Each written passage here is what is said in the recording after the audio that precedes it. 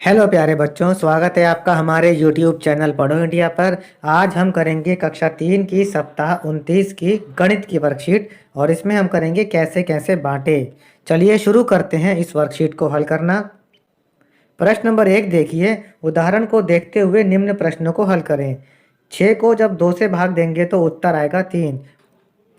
बच्चों ये भाग का निशान है। इसी तरह 10 को जब 5 से भाग देंगे तो उत्तर आएगा 2। 20 को 4 से भाग देने पर उत्तर आएगा 5। अब इनको करते हैं, 20 को 5 से भाग करेंगे तो 4 आएगा उत्तर।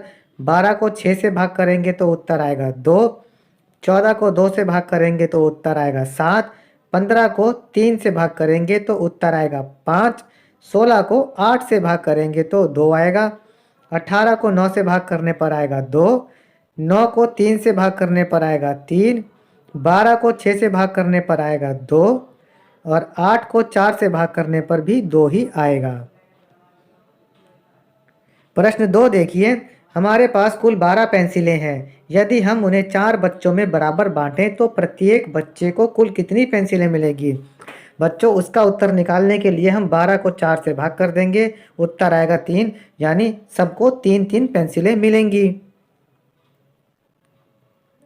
प्रश्न 3 देखिए, एक टिड्डी एक बार में 1 कदम कूदती है। एक मेंढक एक बार में 2 कदम कूदता है। एक बिल्ली एक बार में 3 कदम कूदती है। एक बंदर एक बार में 5 कदम कूदता है। एक कंगारू एक बार में 15 कदम कूदता है। अब हमें इन प्रश्नों के उत्तर देने हैं। कितनी कूद लगाकर मेंढक 30 पर पहुंचेगा। मेंढक 15 कूद लगाकर 30 पर पहुंच जाएगा क्योंकि वो एक बार में 2 कूद पाता है। कितनी कूद लगाकर टिड्डी 21 पर पहुंचेगी। टिड्डी 21 कूद लगाकर 21 पर पहुंचेगी। बंदर 2 कूद लगाकर किस संख्या पर पहुंचेगा। उत्तर आएगा 10 पर। क्या बिल्ली कभी भी 28 की संख्या पर पहुंचेगी। उत्तर आएगा नहीं। कितनी कूद लगाकर कंगारू 30 पर पहुंचेगा। उत्तर है 2 कूद। इनमें से कौन कौन 20 की संख्या पर पहुंचेगा। टिड्डी, बंदर और मेंढक ये 20 की संख्या पर पहुंचेंगे। बंदर की कितनी छलांगे कंगारू की 2 छलांगों के बराबर होंगी। उत्तर है 6। यह हमने निकाला, हमने 30 को 5 से भाग कर दिया, उत्तर आएगा 6। सबसे छोटी कौन सी संख्या है जिस पर मेंढक और बिल्ली मिलेंगे, तो इसका उत्तर है 6 पर। अब देखिए, छूट का सीधा सा मतलब है किसी भी वस्तु को मूल कीमत से कम कीमत पर बेचना। अगर किसी की ओरिजिनल कीमत यानी असली कीमत से हम कम कीमत पर बेचते हैं तो इसका मतलब होता है कि हमें उस पर छूट मिल गई है। प्रश्न 1 देखिए, एक दुकानदार अपनी सभी वस्तुओं को आधी कीमत पर बेचता है। तो यहाँ पर हमें उन चीज़ों के रेट लिखने हैं कि वो कितनी कीमत पर मिलेंगे। कमीज़ 800 की है, इसको अगर आधी कीमत पर बेचेगा तो वो 400 रुपये में मिलेगी। बैग 500 का है, इसका आधा होगा 250 रुपये, यानी 250 रुपये। क्रिकेट का बल्ला 1100 रुपये का है तो इसका रियायती मूल्य होगा 550।